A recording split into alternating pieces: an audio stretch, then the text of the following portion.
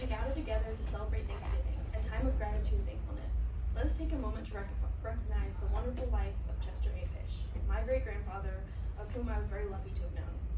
He lived a long life of 100 years and spent 81 years and 89 days of it married to my great-grandmother.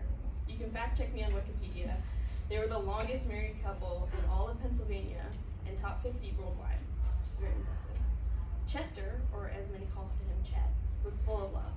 Love for his wife, love for his family, love for his work. It was palpable every time you were around him. I swear I never saw this man without a smile on his face. Chet always carried a tangible happiness and love that was infectious to anyone in the near vicinity.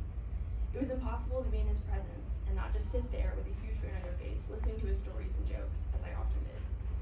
One of my family's favorite memories of him, and one that I believe to be so indicative of the person he was his knack for tinkering and how he would share this with his grandchildren. He was a mechanical engineer who loved to mess around his toolbox and fix things that honestly probably weren't even broken.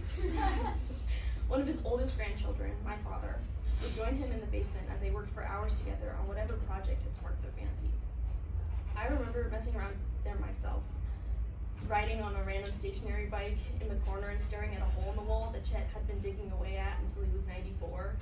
Don't ask, I don't know either. But all this to say, and as my dad will attest, there's practically nothing you could have done to make him angry at you. He loved to just spend time doing something that he loved, tinkering with someone that he loved, his family. His patience, curiosity, and joy always won out. After retirement, he never slowed down and continued to work as a part-time until the age of 90 as a bus driver for special needs students. He and his wife, Martha, volunteered at Pottstown Hospital in Pennsylvania and were active in many organizations and even ran bingo for 23 years. They were both such vital pillars of their community, basically becoming honorary grandparents to a lot of the people in the community.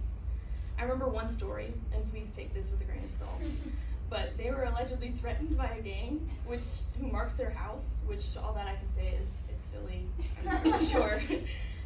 Luckily, however, the Pishes have friends in all the right places. Enter Mark. He is the type of guy who you don't ask too many questions about. This guy was bad news. I couldn't get a whole lot of information from my dad about him. That is to say, to everyone except my great-grandparents. He had always been sweet and looked out for them, and they did the same for him. What exactly Mark did to solve the problem wasn't exactly clear. I think Martha and Chet knew better than to ask. All they knew was that the suspicious people hanging around the block disappeared overnight, and they never heard about the issue ever again. This story is just the tip of the iceberg of the plethora of funny, lovable, and at times questionable stories that my great-grandparents had brought to the world. They demonstrate all the ways in which Chester Pish showed us what it means to love deeply, live purposefully, and truly make the most of what we are given. Whether this be through building his own home, getting lost at sea, that's a different story, becoming a pillar of the community, or simply spending time with his family. Chet cherished the simple yet profound pleasures of life. His unrelenting enthusiasm and countless jokes will always remain etched in my heart. So as we give thanks tonight, let us remember the lessons my great-grandfather left us. To love unconditionally, to serve selflessly, and to always squeeze in the punchline if you can.